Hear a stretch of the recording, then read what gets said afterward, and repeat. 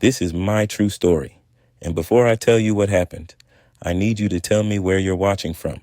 Because if something happens to me after this video, at least someone out there will know the truth. And don't forget to subscribe. What I'm about to reveal should reach every soul who has ever loved and lost. My name is Benicio Ward. I'm 74 years old, and I've buried more people in my lifetime than I've celebrated birthdays. But nothing prepared me for the night my dead wife came back. But let me start at the beginning. I met Evelyn in 1969 at a diner in Montgomery, Alabama. She was the kind of woman who made time slow down. Soft eyes, warm voice, skin like polished mahogany. The only person who ever made this world feel safe for me. We survived things together, things people read about in history books but forget were lived by real people. Cops dragging kids off sidewalks, dogs released into crowds, marches turned into battlegrounds. Through all of it, she held my hand. We married in 1971. We lost our first baby in 1973. We lost our second in 1976. Life didn't spare us, but we held on. In 1982, she got sick. Cancer doesn't care how strong you are or how much you've already endured. It just eats. By 1984, she was gone. She died in my arms, whispering, "Promise me you'll keep going, Ben. Don't stop living just because I did." I broke that promise. I didn't know how to live without her. For 40 years, I visited her grave every Sunday. Rain, snow, blistering heat, didn't matter. I'd sit under that old willow tree at Riverside Cemetery and talk to her like she could hear me. Some days, I swear, I felt her hand on my shoulder. Maybe grief plays tricks. Maybe love lingers. But nothing compares to what happened 3 months ago. It was 3:03 a.m. I woke up gasping, like someone had touched ice to my spine. My house was silent, the kind of silence that feels wrong. I sat up in bed, heart pounding, listening, and then I heard it. A woman crying. Not loud, not dramatic, just quiet, broken sobs coming from my living room. My first thought was that I was dreaming. My second thought was that maybe someone had broken in. My third thought, the one that froze my blood, was that the voice sounded familiar. I got out of bed. My knees cracked like old wood. I took the baseball bat I keep by the door and stepped into the hallway. The crying got louder.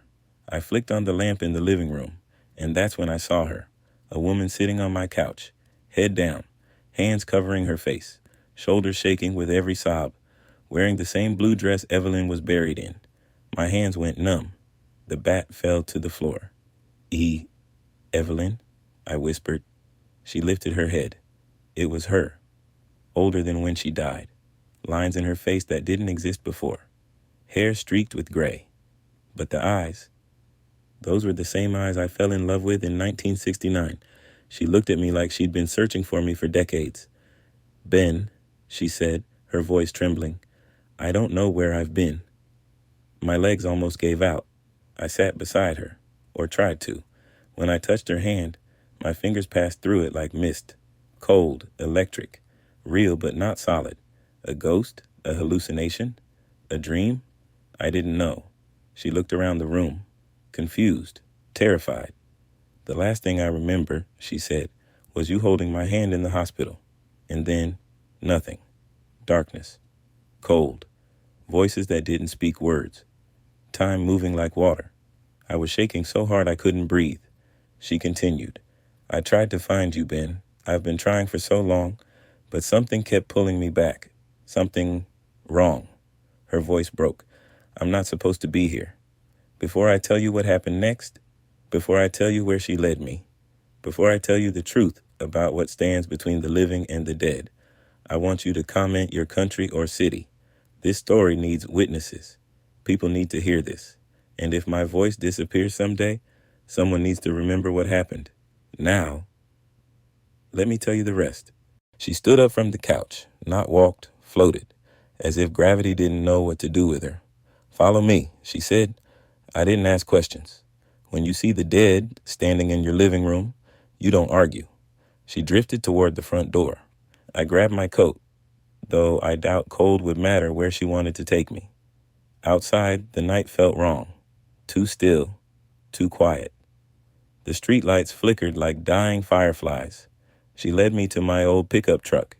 When I reached for the driver's side door, she whispered, "No, I'll drive." I laughed because the alternative was passing out from fear. "How are you going to drive, Ev? You can't even touch the couch without going through it."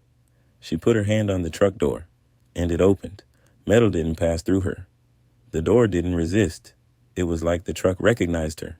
Not possible. Not logical. But none of this was. I got in.